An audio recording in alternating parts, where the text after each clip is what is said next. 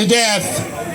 And in September 1945, the United Nations was formed, supposedly, to prevent that from ever happening again. It was a lie because at that time, most of the world was colonized, most of Africa was colonized, and Harry Truman was able to make the UN ratify the genocide, the Nakba Holocaust in Palestine in 1948. And they used the cover of the UN for a Holocaust in Korea in 1950. But today, the overwhelming number of countries of the world are members of the United Nations, and overwhelmingly, the people of the world stand with the people of Palestine. Because most people don't like people who starve children to death.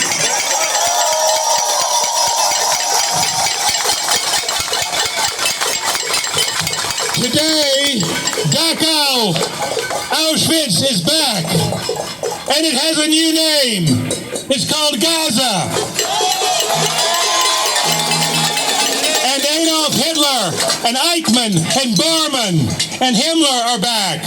Their names are Netanyahu, and Trump, and Gallant, and also Macron, and then the Merz in Germany. Because there is an international conspiracy by the most powerful forces in the world, the richest countries in the world, to exterminate the people of Palestine, to starve them to death, to eradicate an entire nation.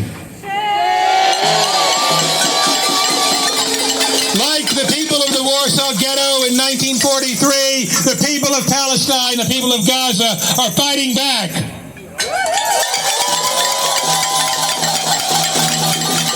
They need the whole world to stand by their side. The UN is rigged because the United States is by being on the Security Council, can veto any effective international action. President Gaddafi tried to change that and they murdered him. But there is an instrument passed by the General Assembly called Uniting for Peace that gives the General Assembly the right to go around to overrule the Security Council and call for international action. And we've had enough talk. We need action. We don't need countries to be recognizing the Palestinian state after the people of Gaza are dead. We need food and medicine to get into Gaza right now.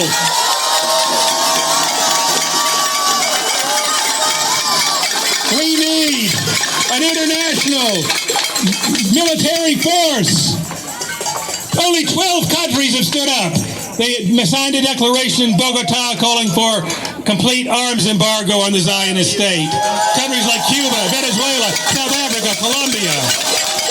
And when I say the Nazis were trying to hide their atrocities, they were. This atrocity, this massacre is being carried out in plain sight because, as the president of Colombia, President Petro, said, they want to send a message of fear to the entire world that we can kill anybody and murder and massacre anybody, so humanity has to stand up.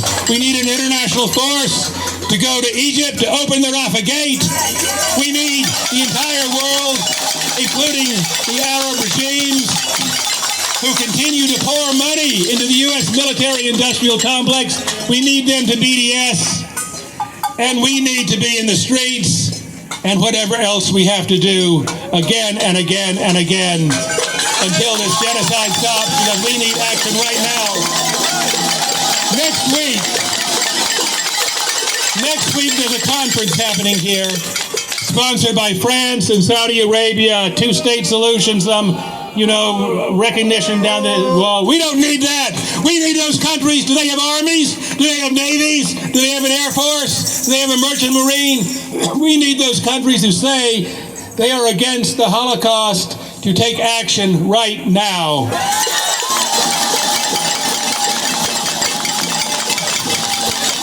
And we've got to tell our government here, because the United States government wants the genocide, otherwise they wouldn't be paying for it. We got to tell them, not another nickel, not another dime, no more money for Israel's crime. Not another nickel, not another dime.